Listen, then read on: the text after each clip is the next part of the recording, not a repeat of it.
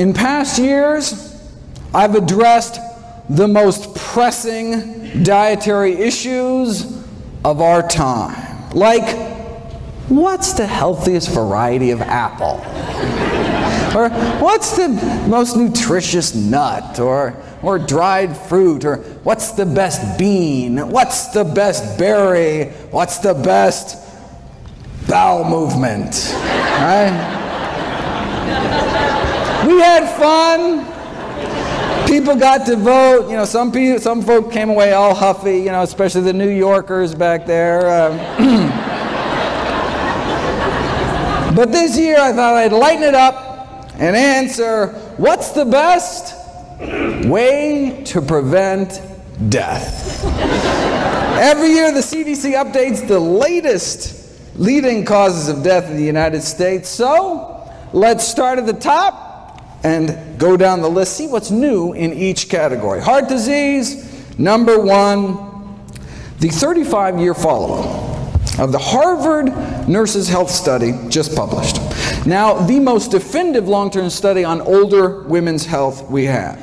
Since the study started, thousands of participants died, but that allowed them to study the risk factors for mortality. Because heart disease was the leading cause of death, it comes as no surprise. The dietary cholesterol intake, right, was a significant risk factor for dying. The second leading cause was smoking-related cancer deaths. But what's so neat about this study is that it's a competing risks analysis. Right? So it allowed them to compare different risks to one another. So consuming the amount of cholesterol found in just a single egg a day appears to cut a woman's life short as much as smoking 5 cigarettes a day for 15 years. The most protective behavior they found was fiber consumption. Eating just a cup of oatmeal's worth of fiber a day appears to extend a woman's life as much as 4 hours of jogging a week.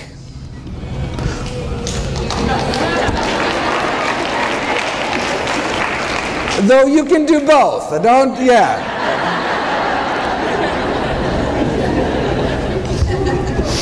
So it's worth noting that, look, the intake of cholesterol only found in animal foods was associated with living a shorter life, and the intake of fiber only found in plant foods associated with living a longer life. The one specific food most tied to longevity was nuts.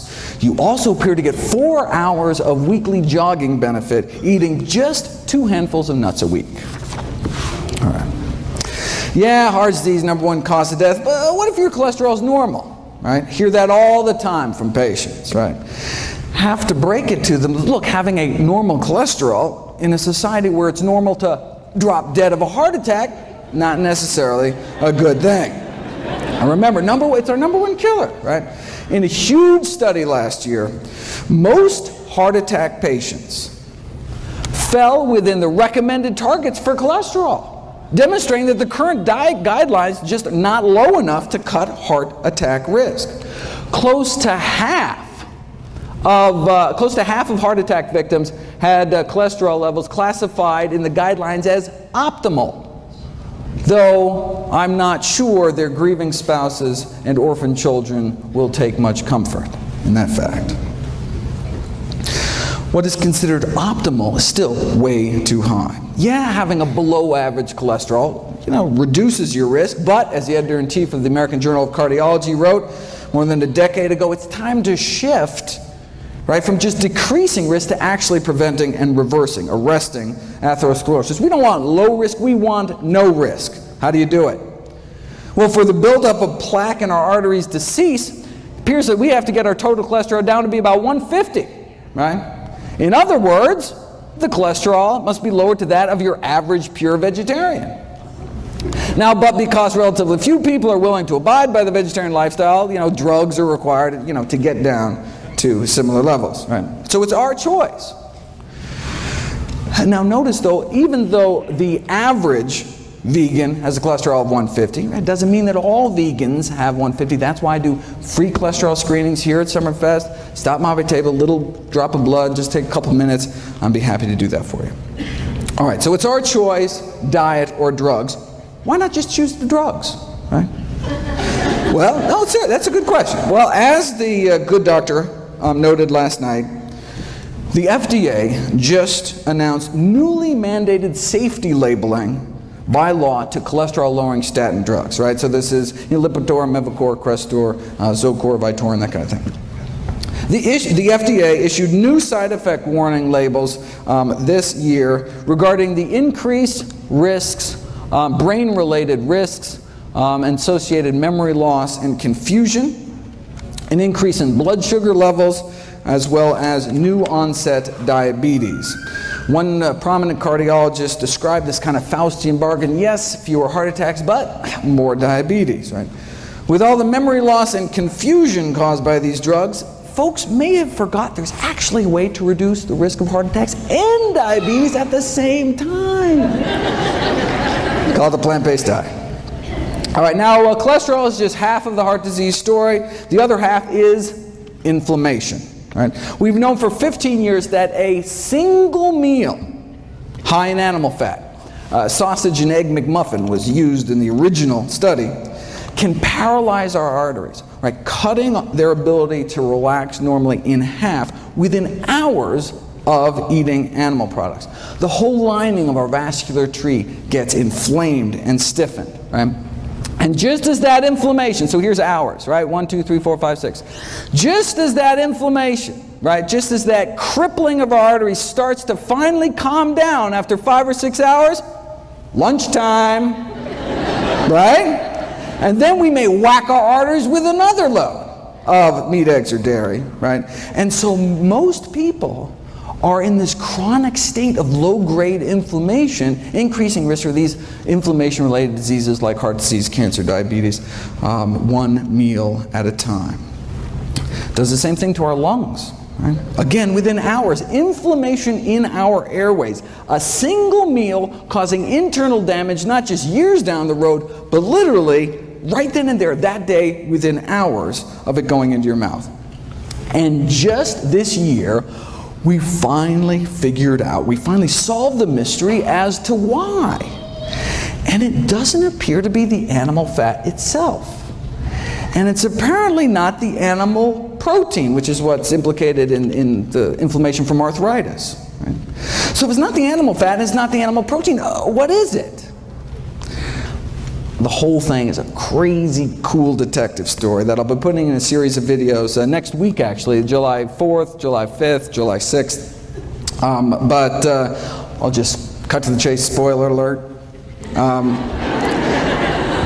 After a meal of animal products, people suffer from endotoxemia.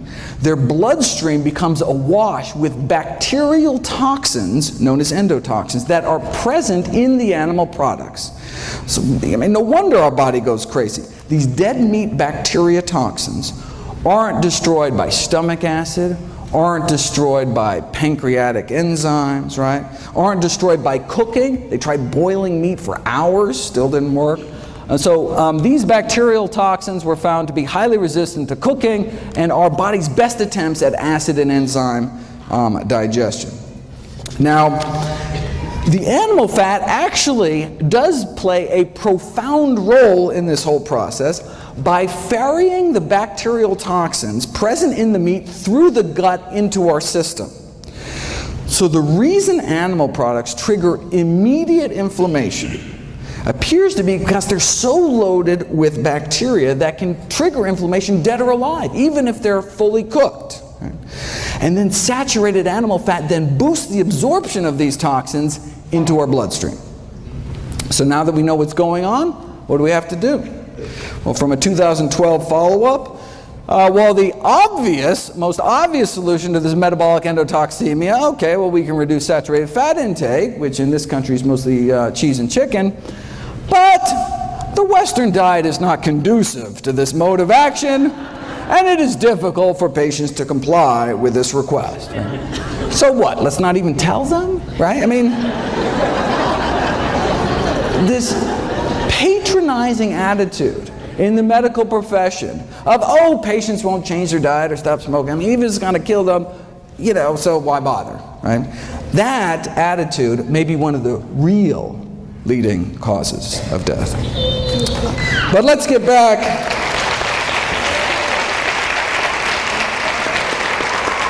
But let's get back to the official list and take on cancer next.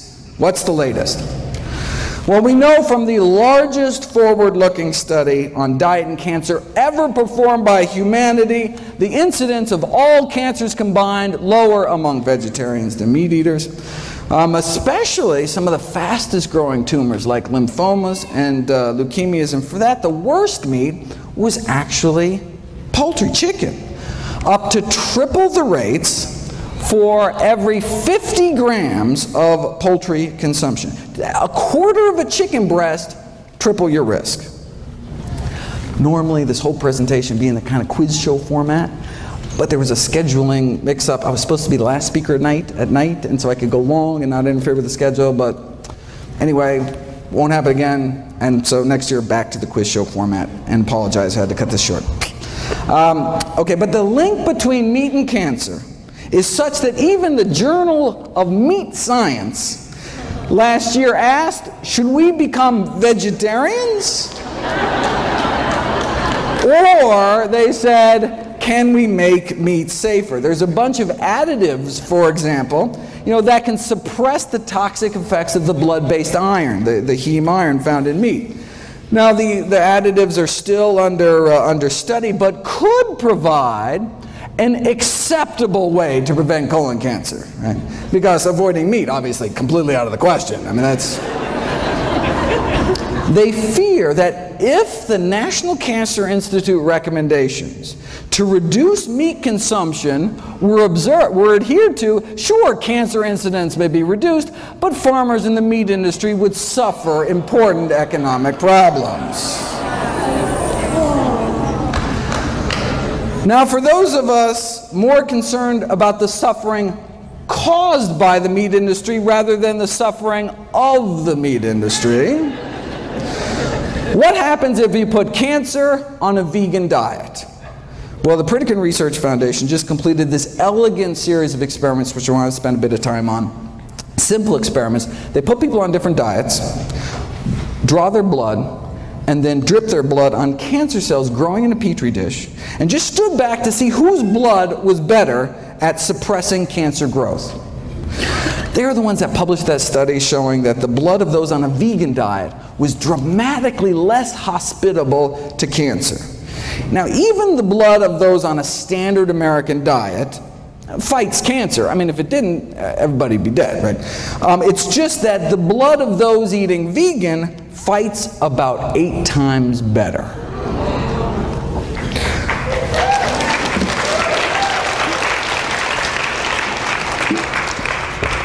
The blood of those on a standard American diet suppresses cancer growth by about 9%. You put people on a plant-based diet for a year, though, and their blood just tears it up. Right? The blood circulating through the bodies of vegans has nearly 8 times the stopping power when it comes to cancer cell growth. Now, this is for prostate cancer, most common cancer among men. For women, it's breast cancer. So the Pritikin researchers tried duplicating this study with women using breast cancer cells instead. Now, they didn't want to wait a whole year to get the results, so they figured they'd try to see what a plant-based diet could do in just 2 weeks against 3 different types of human breast cancer. This is the before, cancer growth rates powering away at 100%, and then this is after eating a plant-based diet for just 14 days. Now, slowing down cancer growth is great, but getting rid of them, getting rid of cancer cells is even better. This is before and after measuring cancer cell death, right? This is the before, and this is the after. Pre and post plants.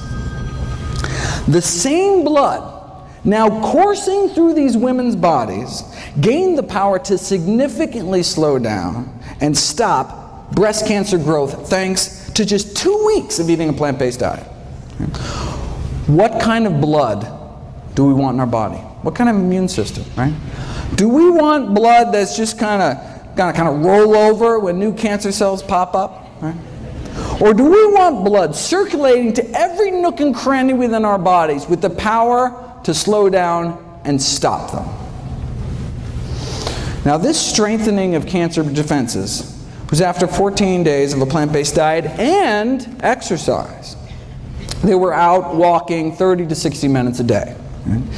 Wait, well, maybe the only reason their bodies became, so effective at suppressing cancer cell growth was because of the exercise. Maybe diet didn't have anything to do with it. So they put it to the test. This is measuring cancer cell clearance. And this is what we saw before, the effect of blood taken from those eating a plant-based diet, in this case for 14 years, along with mild exercise, just like walking every day, right? So, plant-based diets, walking, that's the kind of cancer cell clearance you get. Now, compare that to the cancer-stopping power of your average sedentary. You see this little burger, apple? Oh, sorry, I can't. All right. On the website, it's a little, okay, but okay. Okay, compared to the cancer-stopping power of your average sedentary meat eater, which is basically non-existent. Okay. But what about this middle group? Now, this middle group, instead of 14 years on a plant-based diet, they had 14 years of the standard American diet, but had daily strenuous hour-long exercise, like boot camp this morning. Seriously, calisthenics, right? They wanted to know, if you exercise hard enough and long enough, can you rival some strolling vegans? All right. Let's find out. And exercise worked, no question, right? But literally 5,000 hours in the gym, no match for a plant-based diet.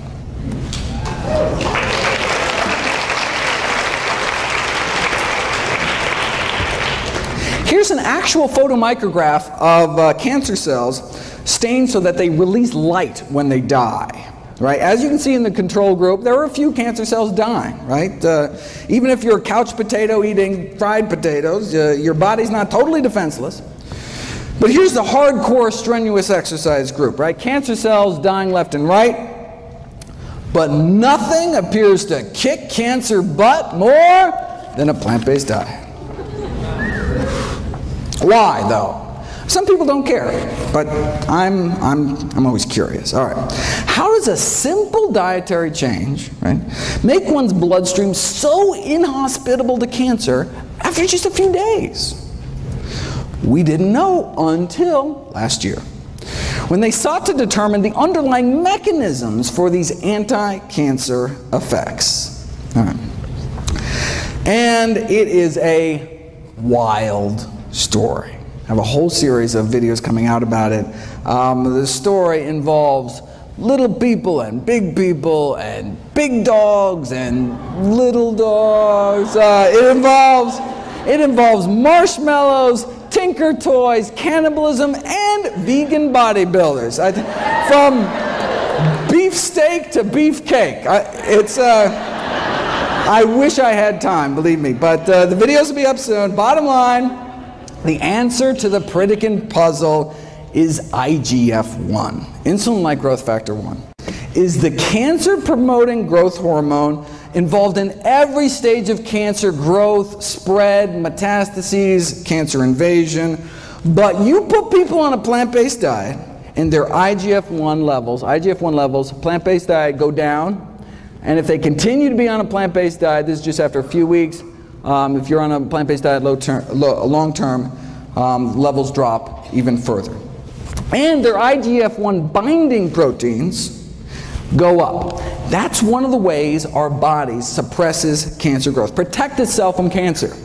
Protect itself from excessive growth by releasing this binding protein into the bloodstream to bind up, to tie up IGF-1. It's like our body's, kind of emergency brake. Yes, in as little as 11 days.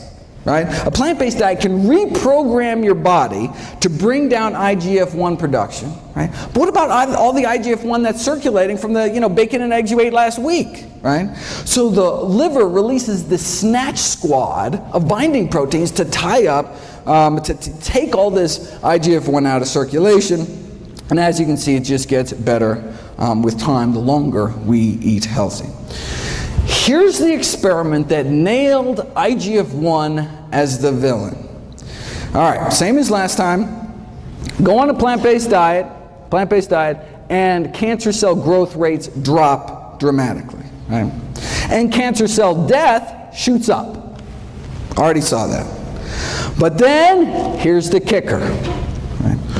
What if you added back to the cancer the exact same amount of IGF-1 banished from your body by eating a plant-based diet?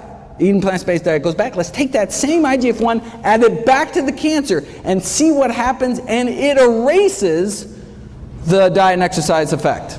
It's as if you never started eating healthy at all. Right?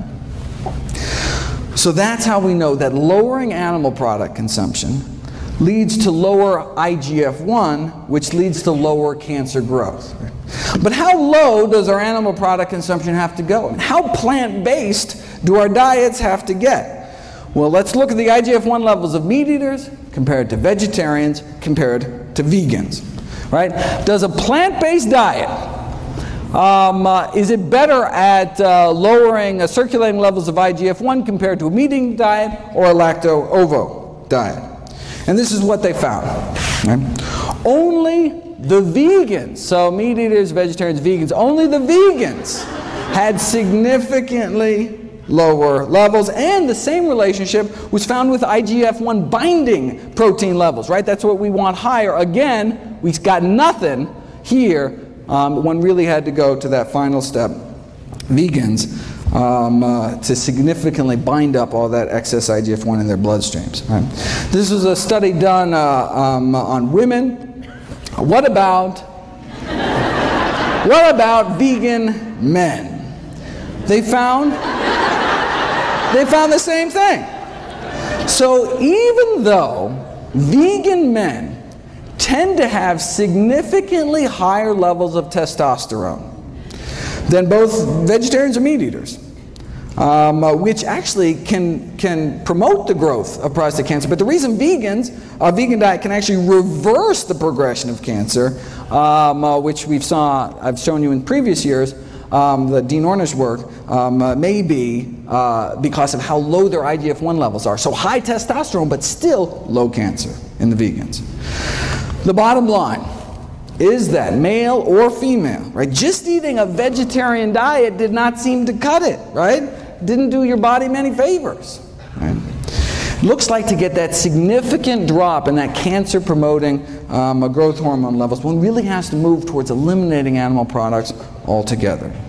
Now the good news is that now, based on what we know about IGF-1, we can predict that a vegan diet may be profoundly protective with respect to risk, for example, for breast cancer in older women. Okay, just 13 leading causes of death to go. All right, let's run through the list here. The top 3 killers used to be heart disease, cancer, stroke. Oh, that is so 2011. Now it's heart disease, cancer, and COPD, like emphysema. All right. So thankfully, COPD can be prevented with a plant-based diet and even treated with plants, if you want to check that out. Now, of course, the tobacco industry took these landmark findings a little differently. Instead of adding plants to people's diets to prevent emphysema, wouldn't it be simpler to just add them to cigarettes? And voila, the addition of acai berries to cigarettes evidently has a protective effect against emphysema in smoking mice.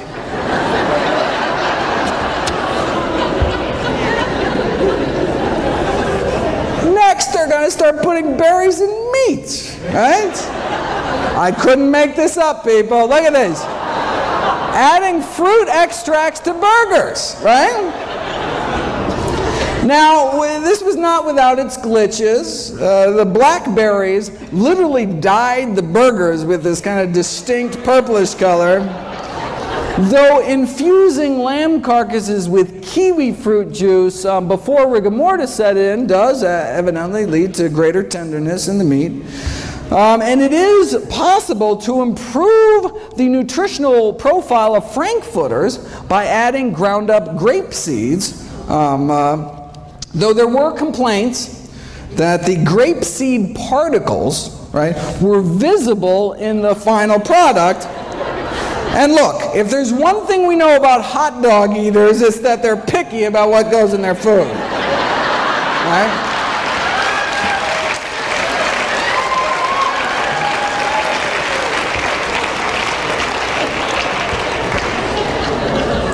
Pig anus, okay, but grape seeds?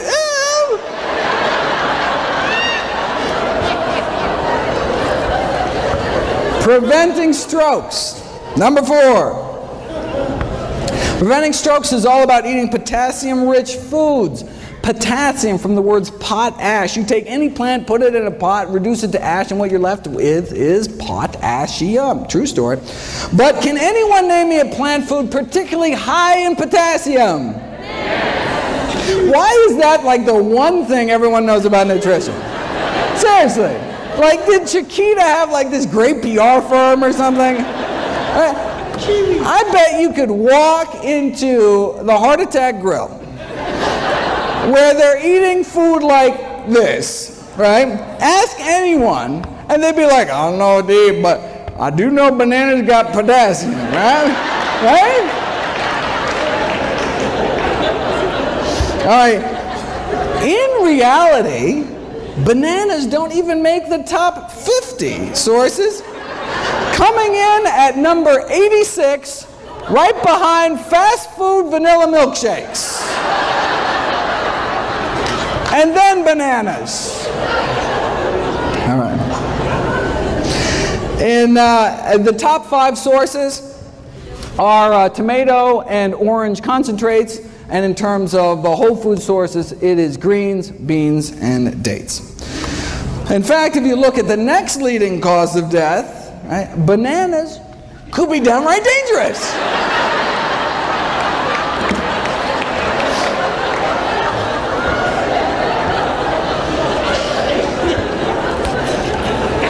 Alzheimer's. Alzheimer's now our 6th leading cause of death. We've known for 20 years now that those who eat meat, red or white, including poultry and fish, were between 2 and 3 times more likely to become demented compared to vegetarians. And the longer that you're vegetarian, the lower your risk of developing dementia. But the exciting new research is actually on treating Alzheimer's using these natural plant remedies, which actually beat out placebo and worked as well as the leading Alzheimer's drug. Again, on the website, all for free. Next on the kick the bucket list is diabetes, which can be prevented with a plant-based diet and treated with a plant-based diet and even reversed in many cases with a plant-based diet. And I encourage everyone to check out Brenda's talk at 3 o'clock this afternoon. This is from October. Those eating vegetarian had significantly lower rates than meat eaters, right? But it was the vegans that did the best. And this is the surprising thing, this was after controlling for obesity, right? Sure, vegans got lower diabetes rates, right? They're so skinny, right? But even at the same weight, vegans have just a fraction of the diabetes risk, right? Why are vegans on average so slim? Well, obesity is so rare among those eating plant-based diets. Nutrition researchers have been desperate to try to uncover the secret. Yes, they eat fewer calories, right? But not that many fewer. In the past years, I've gone through a number of theories to try to explain this. Maybe it's because people eating plant-strong diets, express more of that fat-shoveling enzyme in the mitochondria, the power plants of our cells. I've talked about that. Maybe it's because the gut bacteria populations are different. Maybe it's because of avoiding the obesogenic chemicals, these endocrine-disrupting chemicals in the meat supply. There's an obesity-causing virus in poultry that may even be playing a role. We're not sure. Theories keep coming. Here's the latest theory. Maybe it's the propionate. Right? After all, what's one things that's only in plant foods? fiber, right? Animals have bones to hold them up, plants have fiber to hold them up, right?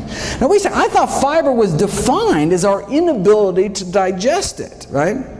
Well, true, we can't break down fiber, but the gazillions of good bacteria in our guts can. And what do they make with it? They make propionate, which gets absorbed into our bloodstream. So technically we can digest fiber, but just not without a little help from our little friends. But what does propionate do? Well, it inhibits cholesterol synthesis. That's good. It also appears to have what's called a hypophagic effect, meaning it helps us eat less by apparently slowing the emptying of our stomachs, which makes us feel fuller longer. Propionate regulates food intake, or whether it's because it slows the generation of new fat cells, but it results in this overall anti-obesity effect. And we can actually boost the populations of these good bacteria in our guts without taking probiotics, just by eating vegetarian, right? Because we're feeding our little friends with fiber. Animal foods also tend to be kind of calorically dense. For example, to walk off the calories found in a single pat of butter, you'd have to add an extra 700 yards to your evening stroll that day, right? Or a quarter-mile jog to each sardine we put in our mouth, right? And that's just the edible part, right? And any who choose to eat 2 chicken legs better get out on their own 2 legs and go run an extra 3 miles that day to outrun weight gain, right? And that's for steamed chicken, skin removed. Here's the latest. Meat consumption and prospective weight gain, right? We're talking hundreds of thousands of men and women studied across 10 countries with weight gain measured over a 5-year period. What did they find? Total meat consumption associated with weight gain in men and women. The conclusion is that the decrease in meat consumption may improve weight management. And this was after controlling for initial weight and physical activity, education level, smoking status, total energy intake. What? That's the kicker. This was after controlling for calories, right? The link between meat and weight gain remained even after controlling for calories, meaning you have 2 people eating the same number of calories. The one eating more meat may gain more weight. They even calculated how much more. Intake of 250 grams of meat a day, which is nothing compared to what the U.S. Eats, will lead to an annual weight gain of 422 grams, higher than the weight gain experienced with the same calorie diet with lower meat content. Okay? After 5 years, the weight gain would be about 5 pounds more. So same calories, yet 5 pounds heavier eating meat. And steak was nothing. The strongest relationship between annual weight gain was observed for poultry. Right? Let's say you start out at a normal weight, eat a hamburger every day. Right? Well, this is how much extra weight you'd gain in addition to the calories that are present. And if you ate the same number of calories instead of processed meat, like a ham sandwich with 3 slices of deli meat, you'd be up to here. And then half a chicken breast puts you up to here, again, above and beyond the calories. Right? In conclusion, our results indicate that meat intake positively associated with weight gain. This persisted after adjusting for energy intake, and therefore we're in favor of this public health recommendation to decrease meat consumption for health improvement. For more, make sure to check out the meat industry's take on this study, very interesting, as well as PCRM's wonderful work trying to put a vegan diet to work in a corporate setting. Kidney failure, 8th leading cause of death, can be prevented with a plant-based diet, can be treated with a plant-based diet. Why? Because our kidneys are highly vascular organs, right? That's why kidneys look so red inside. Right? Our 2 little kidneys filter through our entire bloodstream. And so, if the standard American diet is so toxic to blood vessels in our heart, brain, and pelvis, leading to heart attack, stroke, sexual dysfunction, what might it be doing to our kidneys? Long story short, Harvard researchers found 3 significant risk factors for declining kidney function, meaning you start to lose protein out of your urine. Your body's not supposed to be peeing out its protein. The 3 risk factors for declining kidney function were animal protein, animal fat, and cholesterol. Right? It's not protein, it's not fat. Animal protein, animal fat. No relationship found with plant protein and plant fat. Not only do vegans appear to have better kidney function, but dramatic improvements were found treating kidney failure patients with pure vegetarian diets after just 1 week. All right. Leading killer number 9 is people dying from respiratory infections. Check out my video, Kale and the Immune System, talking about the immunostimulatory effects of kale. Is there anything kale can't do? And if you look at my video, Boosting Immunity Through Diet, which is actually, if you can see this, June 28th. This is just the video of the day that went up on Wednesday.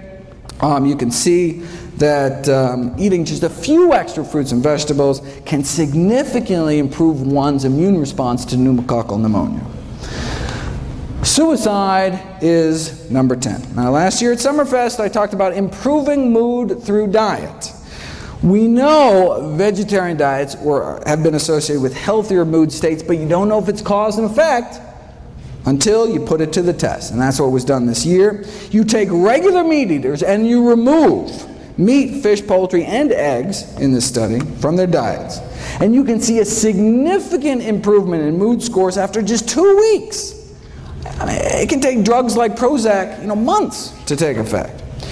In fact, the way drugs like Prozac work is they boost the levels of the so-called happiness hormone serotonin. Did you know that there is serotonin in plants? I had no idea. I certainly didn't.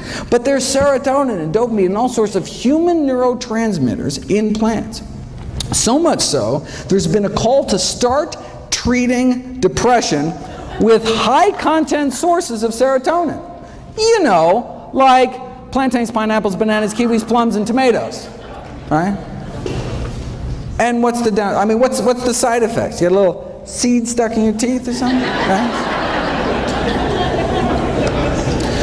Maybe that's why high intake of fruits, vegetables, mushrooms, and soy associated with decreased prevalence of depression. Maybe that's why improved behavior in teenagers was significantly associated with higher intakes of leafy green vegetables and fresh fruit. For more, keep an eye out for my videos on the wrong way to boost serotonin, which is by these tryptophan supplements, a better way to raise serotonin to fight things like premenstrual depression, and then the best way, as reported in this double-blind, placebo-controlled crossover study on the successful use of butternut squash seeds in the treatment of social anxiety disorder, for example. Amazing. How might a plant-based diet prevent systemic infections? Well, meat-borne bacteria can directly invade one's bloodstream through the intestinal wall, or in women can creep up into their bladder. Just this month, June 2012, we have direct DNA fingerprinting proof, finally, right, that women eating meat are getting urinary tract infections from eating meat contaminated with fecal bacteria that then crawl up into their bladder. Right? And chickens are the most likely reservoir. Wait a second. You can't sell unsafe cars. You can't sell unsafe toys. How is it legal to sell unsafe meat? Well, they do it by blaming the consumer. Right? As one USDA poultry microbiologist said, raw meats are not idiot-proof. They can be mishandled, and when they are, it's like handling a hand grenade. You pull the pin, someone's going to get hurt. See, if we get sick, it's our fault. Right? Now, while some may question the wisdom of selling hand grenades in supermarkets, the USDA poultry expert disagrees. Says, I think the consumer has the most responsibility, but just refuses to accept it. Right? It's like a car company saying, yeah, we installed faulty brakes, but it's your fault for not putting your kid in a seatbelt. Right? A director at the Centers for Disease Control responded famously to this kind of blame the victim attitude from the meat industry. Is it reasonable, she asked, if a consumer undercooks a hamburger that their 3-year-old dies? Is that reasonable? Not to worry though, the meat industry's on it. All right, they just got FDA approval for a bacteria-eating virus to spray on the meat. Now, some have raised concerns about these so-called bacteriophages, such as the possibility that these viruses can spread toxin genes between bacteria, which wouldn't be good, especially given the difficulties in preventing large numbers of these viruses from being released into the environment from the slaughterhouses. All right. Now, it could also allow the meat industry to become more complacent about food safety, right? If they know they can just kind of spray some viruses on at the end, right? Similar to the quick fix argument about irradiation. From the industry point of view, right, who cares if there's fecal matter in the meats, as long as you can just blast it at the end with enough radiation, right? Now, the meat industry is concerned that consumer acceptance of these bacteria-eating viruses may present somewhat of a challenge to the food industry. Not that they'd ever be labeled, of course. But if they think that's going to be a challenge, check out their other bright idea. The effects of extracted housefly pupae on chilled pork preservation. This is a sciencey way of saying they want to smear a maggot mixture on the meat. Now, it's a low-cost, simple method. Think about it. Maggots thrive on rotting meat, yet there have been no reports of maggots having any serious diseases. Not that anyone's really checked, but, I mean, right? Indicating that they have a strong immune system, right? They must be packed with some kind of antibacterial properties, otherwise they die themselves eating rotting meat. All right. So, they took maggots that were 3 days old, washed them, dried them, kind of toweled them off, put them in a tissue blender, kind of a little Vitamix action there, and then voila, safer meat.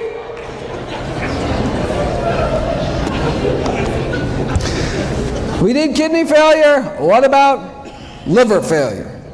We've known for 35 years, since now you can't even see this, 1977, that a vegetable protein diet can be used to treat liver failure, significantly reducing the toxins that otherwise would build up eating meat with a less than functional liver, right? Imagine eating meat without, without a fully functioning liver to detoxify your blood. Right? I do have to admit, though, that some people living on plant-based diets have worsening liver function. They're called alcoholics. In fact, strictly plant-based, right? Living on potatoes and corn and barley and grapes. Still, however, not doing so hot. It's unclear. High blood pressure is up next, so-called essential hypertension, essentially only found in those who eat meat. Again, look at this. We've known for decades, it's 1974 out of Hopkins, right? We've known that consumption of foods of animal origin highly significantly associated with blood pressure even after, again, the weight effects are removed, right? Fast forward 39 years to 2012, and compared to non-vegetarians, compared to meat eaters, as you get more and more plant-based, right? So meat eater to flexitarian, to just eating fish, to lacto-vegetarian, to vegan, looks what happens to hypertension, high blood pressure, right? There is this progressive reduction in risk to just a tiny fraction. Right? See the same thing in diabetes. Here's diabetes, right? Again, the stepwise reduction of risk as one eliminates animal products on down. Right? And same thing with body mass index, right? As you can see, obesity rates get lower and lower. In fact, vegans are actually the only population, on average, that was not overweight. Even the vegetarians were overweight. All right. Diabetes, hypertension, leading causes of death. Is it going to take the medical profession another 39 years before we actually do something about it? How long does it take being vegan to bring blood pressures down? 12 days. Right? McDougall took 500 meat eaters, put them on a vegan diet over a span of 11 days. Dropped their blood pressure 6%, about double that drop in those that were hypertensive to begin with. 14th leading killer, Parkinson's disease. Does a vegan diet reduce risk for Parkinson's disease? Good question. Well, we know that every single prospective study ever done on dairy products, milk consumption, and the risk of Parkinson's disease found increased risk of Parkinson's. Why? Well, one possibility is that dairy products in the United States are contaminated with neurotoxic chemicals. There's substantial evidence suggesting that exposure to pesticides may increase Parkinson's disease risk, and these autopsy studies have found that the levels of these pollutants and pesticides in the brains of elevated levels in the brains of Parkinson's disease patients, and some of these toxins are present at low levels in dairy products. And they're talking about toxins like tetrahydroisoquinoline, which is a Parkinsonism-related compound found particularly in cheese. Now, although the amounts of this neurotoxin, even in cheese, are not very high, the concern is that they may accumulate. These neurotoxins may accumulate in the brain over long periods of consumption. And finally, aspiration pneumonia, which is caused by swallowing problems due to Parkinson's or having a stroke or Alzheimer's, all of which we've already covered. All right, so where does that leave us? These are the top 15 causes of death, the top 15 reasons Americans die. And a plant-based diet can help prevent nearly all of them, can help treat more than half of them, and in some cases even reverse the progression of disease, including our top 3 killers.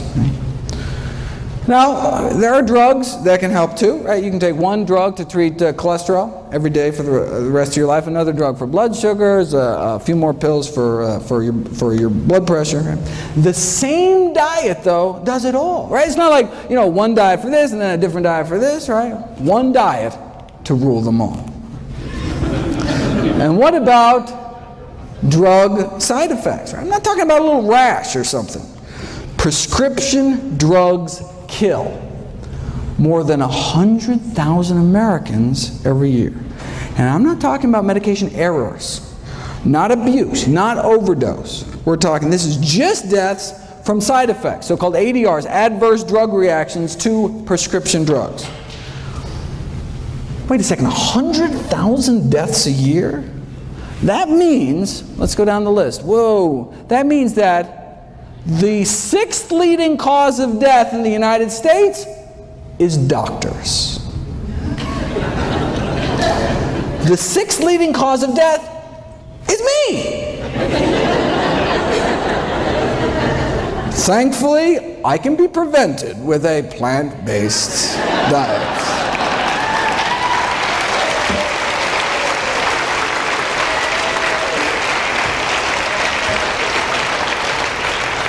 Seriously though, compared to 15,000 American vegetarians, meat eaters had about twice the odds of being on aspirin, sleeping pills, tranquilizers, antacids, painkillers, blood pressure medications, laxatives, and insulin. Right? So plant-based diets are great for people that don't like taking drugs, don't like paying for drugs, and of course don't like risking adverse effects. Right? Now, this study did show that plant-based diets have their own side effects. Side effects include a lower risk of chronic disease, fewer allergies, fewer surgeries. We're talking fewer varicose veins and hemorrhoids, even fewer hysterectomies. And we're not talking just the big killers, right? Not just less heart disease, cancer. This is the longest study on vegetarians in human history. Not just less heart disease and stroke and high blood pressure and diabetes, but less diverticulosis, less, if you can read this, less diseases overall. Right? That's the side effects of a plant-based diet, less disease overall. Here's the allergies thing. Again, longest running study on vegetarians in history. Women who eat meat compared to vegetarians appear to have a 30% greater risk of reporting chemical allergies, 24% asthma, more drug allergies, even more bee sting allergies, 15% more hay fever. A new side effect of plant-based diets we just learned about last year, fewer cataracts. Right? That's what we get, fewer cataracts, the leading cause of blindness and vision loss. Compared to those just eating a single serving of meat a day, right, in one meal, those eating half a serving a day drop their risk 15%. Just eat fish, dropped about 21%. Get rid of fish, drop 30%. Get rid of eggs and dairy, full 40% drop in risk. Right. And that's all in addition to my favorite side effect of plant-based diets, helping to prevent 15 out of our 16 top killers. Want to solve the healthcare crisis? I've got a suggestion. Imagine if our nation embraced a plant-based diet. Right? Imagine if we just significantly cut back on meat. Well, there's actually one country that did it. After World War II, Finland joined us and started packing on the meat, eggs, and dairy. And by 1970s, the mortality rate from heart disease of Finnish men was the highest in the world, even put us to shame. So, look, they didn't want to die, so they got serious. Heart disease is caused by high cholesterol. High cholesterol is caused by high saturated fat intake. So the main focus of the strategy was to reduce the high saturated fat intake in the country. So this means here that's cheese, chicken, cake, and pork, basically. All right. So a berry project was launched to help dairy farmers switch to berry farming, right? Whatever it took.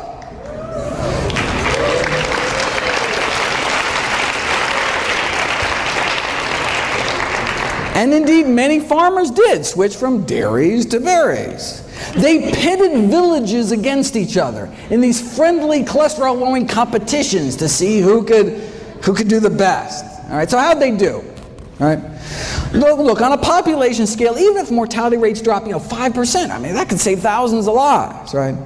But remarkably great changes took place.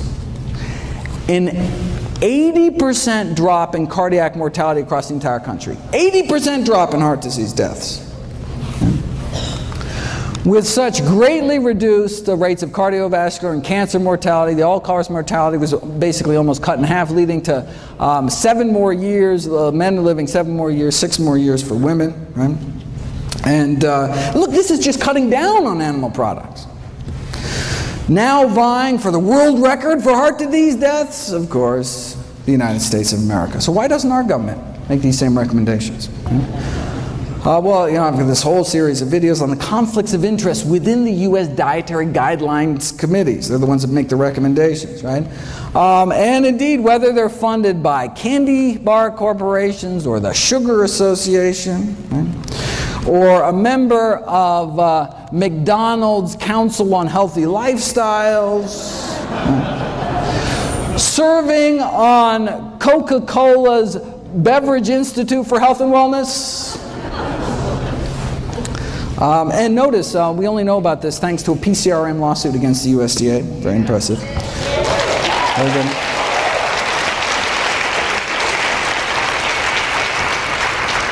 One committee member served as the Duncan Hines brand girl and then as the Crisco brand girl. These are the folks, all right, dictate U.S. nutrition policy, right? If you read the official dietary guideline recommendations, you'll note that there is no discussion at all of the scientific research on the health consequences of eating meat. Why? Because if the committee actually discussed this research, it would be unable to justify its recommendation to eat meat at all, as the research would show that meat increases the risk for chronic diseases, contrary to the purpose of having dietary guidelines in the first place, right? Thus, by simply ignoring the research, the committee is able to come to a conclusion that would otherwise look improper, right? All right. So they can't even talk about the science. Right? We know that a plant-based diet, fruits, vegetables, whole grains, legumes, no meat, reverses heart disease, completely prevents death from heart disease, slows the progression of cancer, and the almost identical diet promoted by the World Cancer Research Fund prevent cancer based on the largest review of scientific studies to date. But again, right, they can't even talk about the science because how could they justify anything but a plant-based diet? Let me end with what's probably the best summary of nutrition policy in the United States that I've ever seen. The new dietary guidelines have been released. Right? They tell us to eat healthier, but not as healthy as to noticeably affect any corporate profits. Thank you very much.